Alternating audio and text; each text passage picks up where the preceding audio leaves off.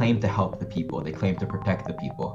But like we saw on October 7th, they don't protect the people. They don't protect us, the Israelis, they don't protect the Palestinians that they also claim to protect. These systems are broken. We need to fix them. Going in and being the good soldier, the soldier that's not gonna beat up Palestinians at a checkpoint, is not gonna change anything. We need to speak out against the whole system of occupation. We can't just go with what the country is telling us to do. We have to change. Tal Mitnick, welcome to PoliticsJOE.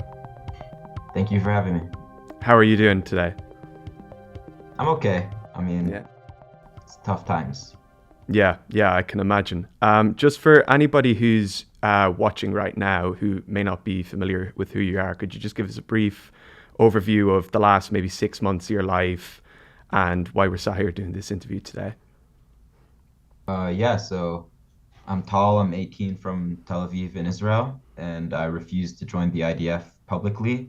And until now, I've sat 3 sentences that accumulate to 105 days in military prison, and I'm expecting more sentencing.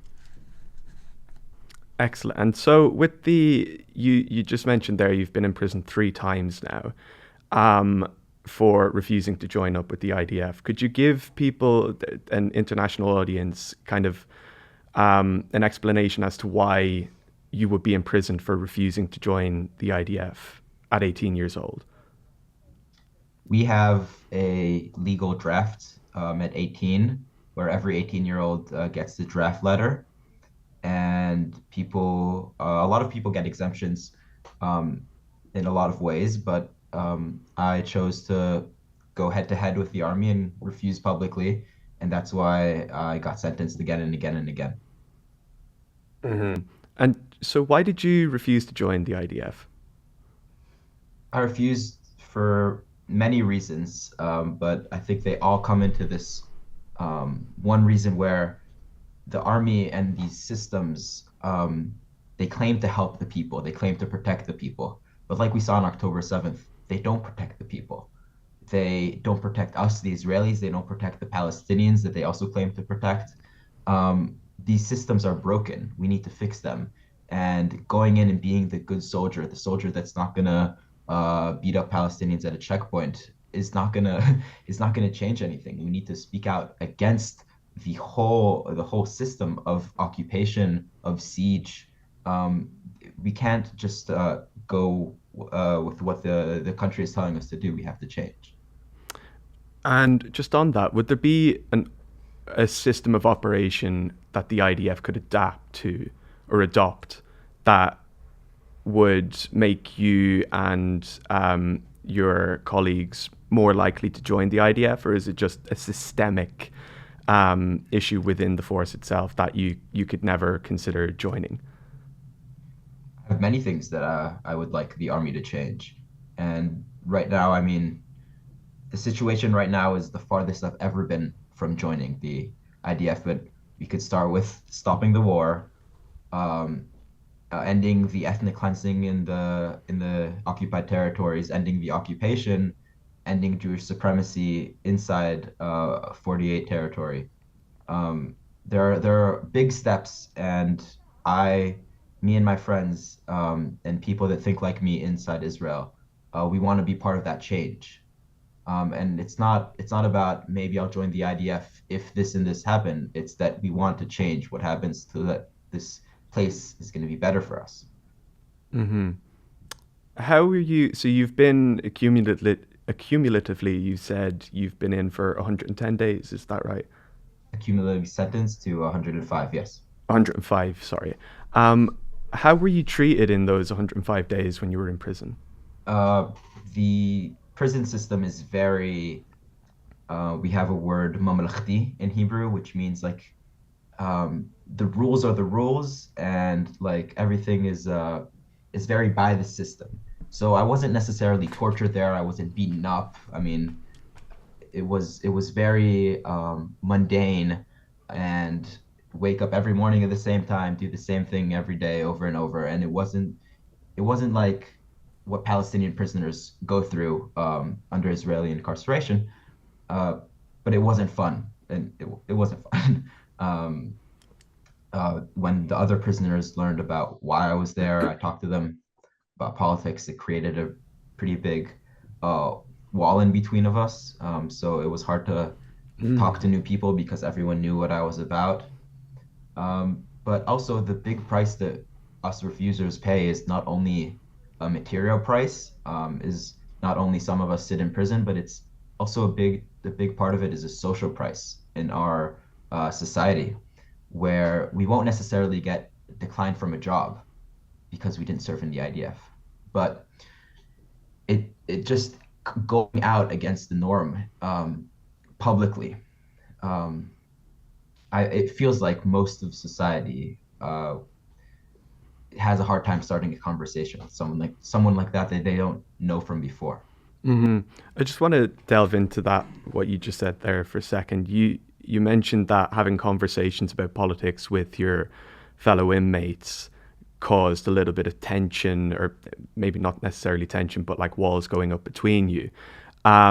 Could you just expand on that a little bit more? Like the other inmates, so you're in with the general population of a prison rather than being part of like um, a separate wing of the prison in terms of like I don't know, say like a ideological prisoner or a political prisoner. You're in with the general population who all disagree with the politics that you have.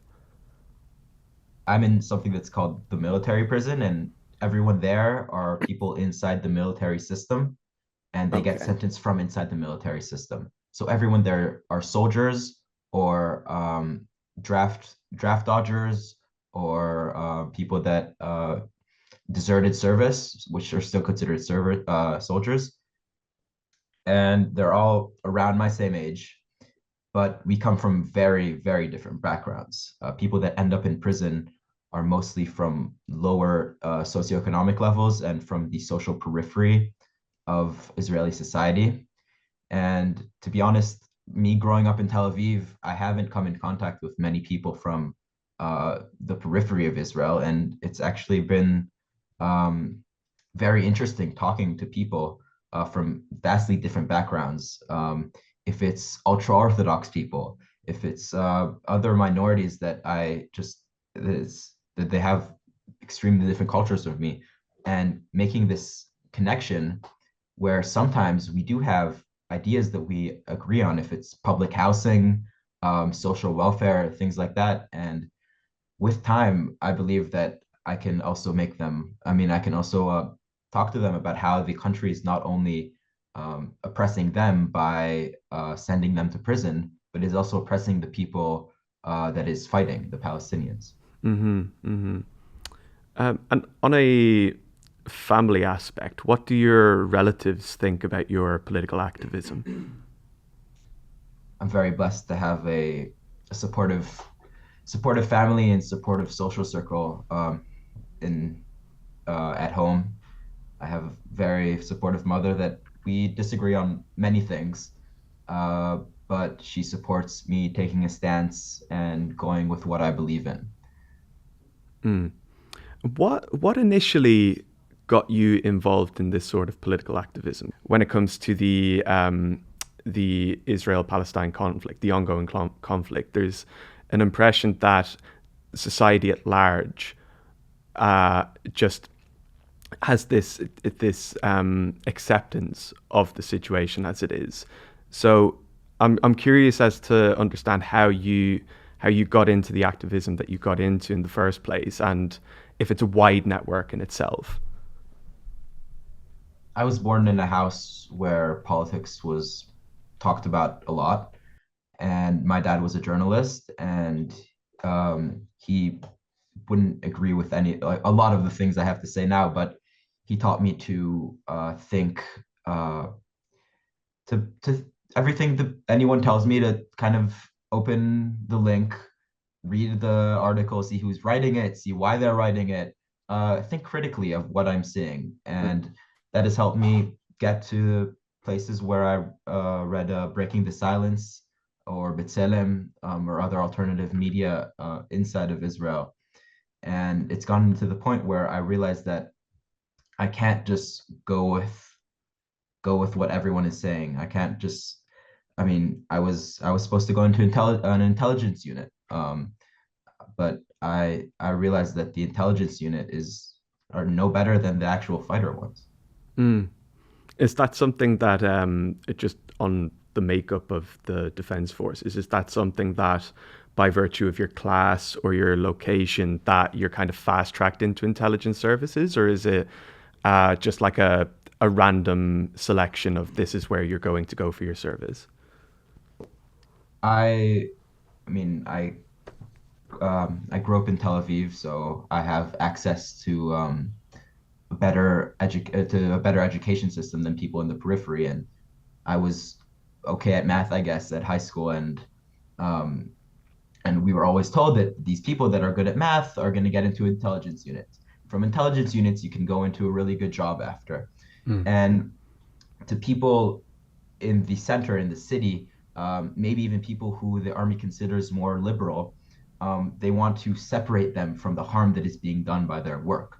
They want to separate them because the people that they know that they can use the nationalism to get violence out of them and to use them as the real violent force, then they're going to use those people. But the people that they think that have these kind of supposed values, they want to get them away, as far away from the actual violence that is happening.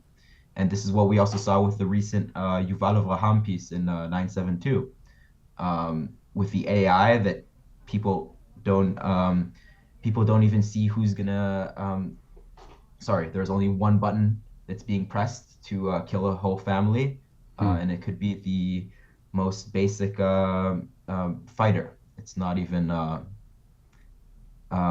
Yeah, it only has to go through one person. Yourself and other people in the group, Messervot, have gotten a lot of international recognition since the start of the conflict, since October the 7th.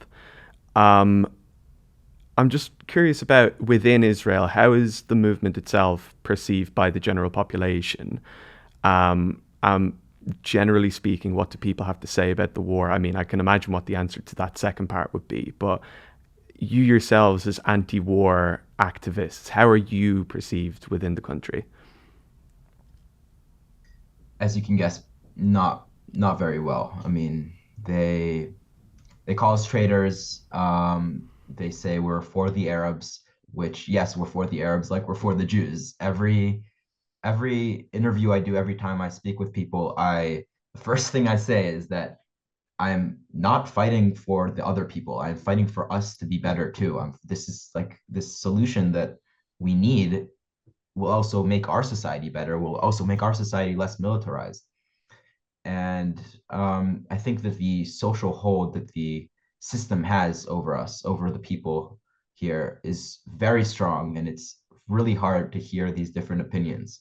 But we're not going to stop trying. And I think more during the war, we've seen more and more people maybe not talk about how the war is um, destroying Gaza, but talking about how we need a ceasefire to bring back the hostages. And I think those are good steps to the realization that maybe what's happening here isn't okay. And just personally, how do like the demonization that people like yourself face, how does it weigh on you personally? I mean, like just myself, I remember being 18 years old, and yes, I might have been political when I was in university, but there was never such an existential threat faced by the people in the country that I lived in. So I could be political about things and would never have this kind of othering being experienced by myself back then. But I can't imagine how it must feel to be 18 years old living in a place that's kind of in a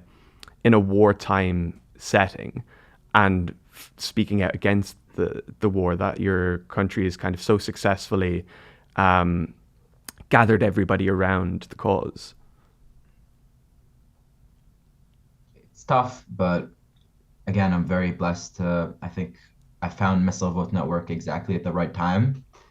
And I've gotten to know a bunch of activists, young and old, and we talk to activists all around the world that have passed that have been active in past conflicts, and I think it really gives me hope. A lot of the support and a lot of the messages that I get from random people I mean, people that haven't heard about the anti-war movement inside of Israel and now are considering not joining the IDF, or people that knew that they didn't want to serve, now they're but now they're refusing publicly and going out and saying it in interviews. Can you envisage a time in the future where your beliefs are common in Israel? I always stay hopeful. I know that someday people are going to realize that the occupation and the siege is bad for the people of Israel, just like it's bad for the people in the Palestinians. And the only way is up. I mean, there are more and more people with us. So yes, Mm-hmm. I'm hopeful. Right, right.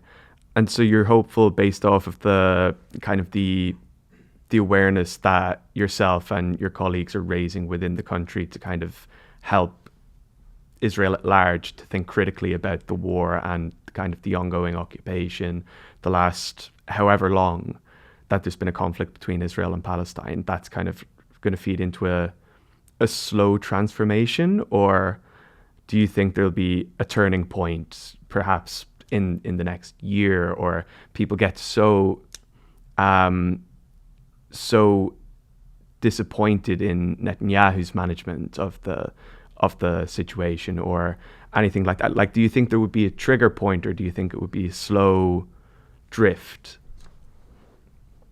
I don't think Israeli society is going to switch like this to from being pro-occupation to anti-occupation, or from not believing in the occupation to being anti-occupation. I think I think international pressure also has a lot to do with it. I think that the international community needs to uh, apply real pressure, stop selling arms to Israel, and show how and show real consequences to the Israeli military. And through that, I think Israeli society is going to understand that the international community cannot support this war. I mean, it's not only not moral, it's also not realistic to go on this rampage in Gaza. This is also what I've been telling people that are very far away from me that maybe think that it's moral to do these things, but I tell them it's not realistic. The international community would never let it happen, and I think that the right now it's really important for the international community to show that they are not going to let it happen. Mm-hmm. And I think that through these whatever weapons embargoes, I think that more and more people are going to realize that the only realistic solution, not the moral one, the realistic one, is coexistence here. Mm-hmm.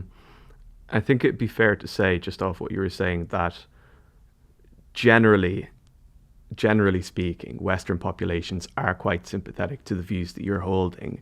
However, when it comes to, we're speaking now from, I'm in London, and the Conservative government here have been very, very reluctant to condemn anything that Israel has done in the last 6 months, never mind the 10 years, 20 years, 30 years prior to that. Um, what's your message to activists outside of Israel in the Western world and beyond to further put pressure on their governments? That we need to think in kind of what is possible to do, and what needs to be done. What do the leaders of the world need to do so that the war will stop, and what will the leaders of the world need to do so that we can work towards a more long-ending solution. And I think that starts with a ceasefire, but it doesn't end with a ceasefire. It ends, I mean, I don't know what it ends with, but it continues with pressure from all around the world to stop what is happening, to stop the illegal occupation. Um, and yeah, that's what I have to say. I mean, Mm-hmm. it doesn't end with a ceasefire, and it also doesn't end with expulsion of Jews from here, because there are 7 million Jews here, and this is my home just like it's anyone else's home. And um, I can also live here. I agree that I have immense privilege in this society, and that's why I'm using my privilege to kind of to take apart the whole system that has given me these privileges. Mm-hmm. But that doesn't mean I can't live here. Mm-hmm. Of course.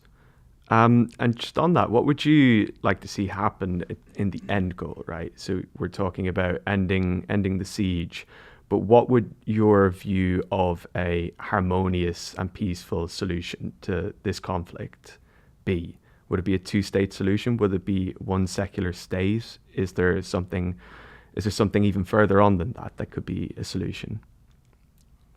It's a tough question because I mean, the healing process that it's going to take to make this place a healthy place to live in and a good place to live in is might take a while. But I think the first step is Palestinian political freedom. And that means establishing a Palestinian state in the 67 borders as a first step. There's going to be a long way until we can call this conflict solved, just like we can't call a lot of conflicts solved, like this in South Africa. I don't exactly think that it's done yet, the activism there and the change there. But I think that is a first step in a very long process that it's going to take to heal both of our societies. You mentioned South Africa there, just on the ICJ's the ongoing ICJ case against Israel in well the whether or not there's a genocide happening in Gaza, and then the ongoing occupation and plantation of the West Bank. What are your thoughts on the current international community reaction to it? So whether it's South Africa taking this case against the IC or against Israel at the ICJ, how do you envision that ending? Do you think that that would be a trigger point of global change on the matter? I'm not really, I haven't studied law and I'm not a lawyer, so I think that the definition of genocide is very hard to prove in a court.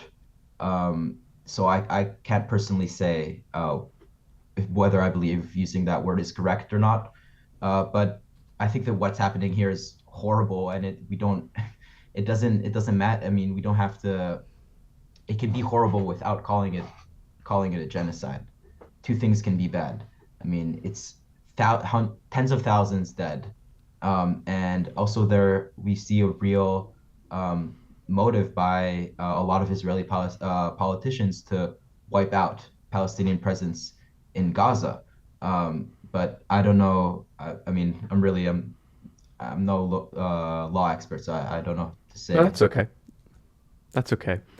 Just generally, do you have sympathy with the Palestinian cause? Do you have empathy for Palestinians that have been living under Israeli occupation for this long? Yes, definitely. I've heard stories and I read as much as I can of what's being translated into English or Hebrew. And it breaks my heart to see what pictures and stories out of Gaza and also the West Bank with the accelerated transfer and ethnic cleansing of villages. It's really terrible. Is it difficult to get hold of that information in Israel?